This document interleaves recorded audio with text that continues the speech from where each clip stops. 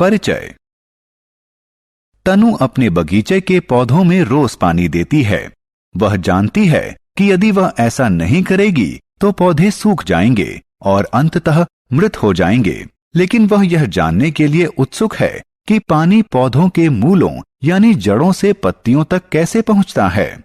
इस पाठ में हम पौधों में जल, पोषक पदार्थों और आहार के परिवहन के बारे में चर्चा करेंगे।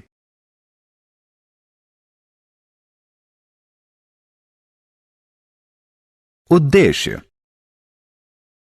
इस पाठ के अंत में आप निम्न करने में सक्षम हो जाएंगे: जड़ों का महत्व समझाना, जाइलम की भूमिका का महत्व समझाना, प्रकाश संश्लेषण को परिभाषित करना, फ्लोएम यानी पोषवाह की भूमिका को परिभाषित करना, वाष्पोत्सर्जन को परिभाषित करना। जड़ें। विभा अपने बगीचे से कुछ खरपतवार साफ करना चाहती है। उसने उन्हें निकालने की कोशिश की, लेकिन असफल रही। उसने देखा कि वो धरती से दृढ़ता से जुड़े हुए हैं। उसने अपने माली से मदद के लिए कहा। उसने थोड़ा प्रयास करके उन्हें निकाल दिया। उसने खरपतवार की जड़ों के निचले सिरों की तरफ लगे रेशों की तरफ इशारा किया, जिन्होंने मृदा को जकड़ रखा था। इन रेशों को मूल या जड़ कहते हैं। सभी पौधों में मूल होते हैं। मूल पौधे के शरीर के दूसरे भागों को जल और पोषक पदार्थ प्रदान करने में महत्वपूर्ण भूमिका निभाते हैं। मूलों में रोम होते हैं। मूल मृदा से जल और पोषक पदार्थ इन्हीं रोमों की सहायता से अवशोषित करती हैं। किसी मूल में जितने अधिक मूल रोम होंगे, वह उतना ही अधिक अवशोषण करेगा। पादप वाहिकाएं, जाइलम। नलीनुमा वाहिकाओं का एक जाल पादप के पूरे शरीर में फैला होता है।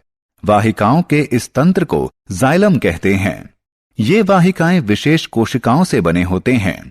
ये एक चैनल की तरह कार्य करते हैं जो मूलों को तने और शाखाओं के माध्यम से पत्तियों से जोड़ता है।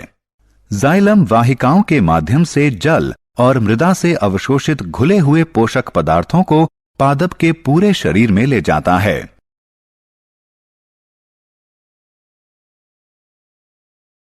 फ्लोएम। रिया सुबह का अल्पाहार बहुत जल्दी में खा रही है। उसकी मां उसे सलाह देती है कि वह भोजन को अच्छी तरह चबाकर खाए, जिससे पोषक तत्व शरीर द्वारा अवशोषित हो जाएं। मनुष्यों और जंतुओं में एक परिसंचरण तंत्र होता है जो भोजन द्वारा अवशोषित पोषक तत्वों को शरीर के विभिन्न अंगों तक ले जाता है। पादपों में इस कार्य के लिए फ्लोएम होता है। फ्लोएम तने की बाहरी परत पर स्थित एक ऊतक होता है। परिवहन में पत्तियों द्वारा प्रकाश संश्लेषण के दौरान तैयार की गई शर्करा पादप के अन्य भागों तक पहुंचाई जाती है। क्योंकि यह शर्करा का परिवहन करता है, इसलिए फ्लोएम में एक चिपचिपा द्रव होता है। इस पदार्थ को सैप कहते हैं। इसमें घुली हुई शर्करा होती है।